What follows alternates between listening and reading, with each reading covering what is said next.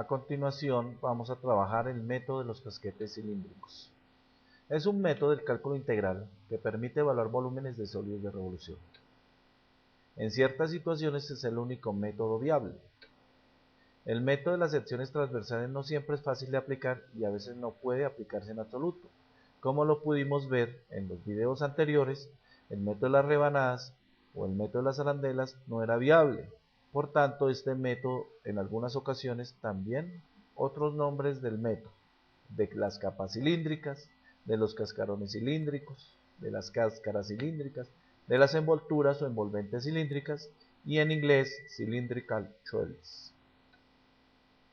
Veamos la estructura geométrica que vamos a utilizar dentro de nuestro cálculo de volúmenes. Por ejemplo, el de la cebolla cabezona y un tronco. Veamos el de la cebolla cabezona. En la cebolla cabezona lo que podemos observar es que a partir del centro, esta se compone por una serie de anillos. Si nosotros tomamos aquí un anillo que hemos dibujado, observe que tiene una altura de acuerdo al ancho de la cebolla tomada. Entonces podemos mirar que el elemento de volumen va a conformar un casquete cilíndrico. En el tronco de igual forma a partir del centro está compuesto por una serie de casquetes cilíndricos. Observemos acá este casquete que hemos dibujado dentro del tronco que tiene una altura de acuerdo o igual al pedazo de tronco que hemos tomado. Veamos el problema en general. Vamos a calcular el volumen de un sólido de revolución que se genera al hacer girar alrededor del eje Y la región que está comprendida entre la curva y igual a f de x con f de x mayor que 0, el eje de x y las rectas verticales x igual a a y x igual a b, donde a está entre 0 y b. Aquí podemos observar la gráfica donde f de x es esta función o la curva y tenemos la recta x igual a b y por tanto esta área es la que va a girar en torno a uno de los ejes para obtener un sólido de revolución. Veamos la animación del sólido de revolución generado por el área alrededor del eje Y.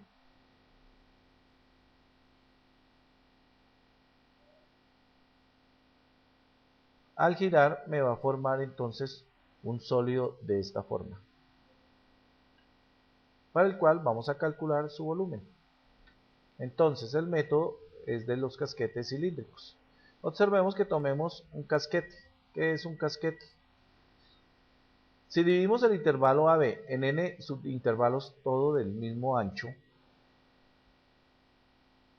y sea x sub i asterisco el punto medio del subintervalo iésimo que hemos tomado, consideremos el rectángulo R sub i construido sobre el subintervalo iésimo con una altura de f de x sub i asterisco. Lo vamos a hacer girar en torno del eje Y. Entonces el casquete formado, que lo habíamos observado en las cebollas y anteriormente en el tronco, vemos que este casquete tiene radio interno R sub 1 y un radio externo R sub 2 y una altura H. Entonces el volumen de un casquete cilíndrico se calcula restando el volumen del cilindro interior al volumen del cilindro exterior. Veamos, volumen es igual a B2 menos B sub 1, donde el volumen del cilindro exterior es pi por R al cuadrado sub 2 H menos pi R sub 1 al cuadrado H, que es. De esta forma, también podemos ver que entre la diferencia entre R1 y R2 entre los radios tenemos un radio medio. Ese radio medio está dado por R2 más R1 sobre 2. Y el ancho pues será la diferencia entre estos dos radios, R2 menos R1. Como ya habíamos visto, pues B es B2 menos B1, que está dado por pi R sub 2 al cuadrado H menos pi R sub 1 al cuadrado H. Agrupando y factorizando pi y h, nos queda R sub 2 al cuadrado menos R sub 1 factor de pi y h. Por diferencia de cuadrados, nos queda entonces esta expresión, pi factor de R sub 2 más R sub 1 factor de R sub 2 menos R sub 1 h. Dividiendo entre 2 la primera expresión, el primer factor R2 más R1, nos queda que es el radio medio. Al multiplicar y dividir por 2, pues la expresión no se ha alterado. De esta forma podemos entonces simplificar la expresión diciendo que es 2pi por R, que es el radio medio, por H, que es la altura del cilindro, por delta R, donde delta R pues habíamos visto que era exactamente la diferencia entre el radio exterior y el radio interior. Entonces el volumen de un casquete cilíndrico lo podemos ver de otra forma. Si dividimos el casquete y lo extendemos, entonces tendrá 2πr de largo por h, que es del alto, y delta r su grosor. Entonces nos quedaría volumen igual a 2πrh delta r, que lo podemos visualizar aquí mejor.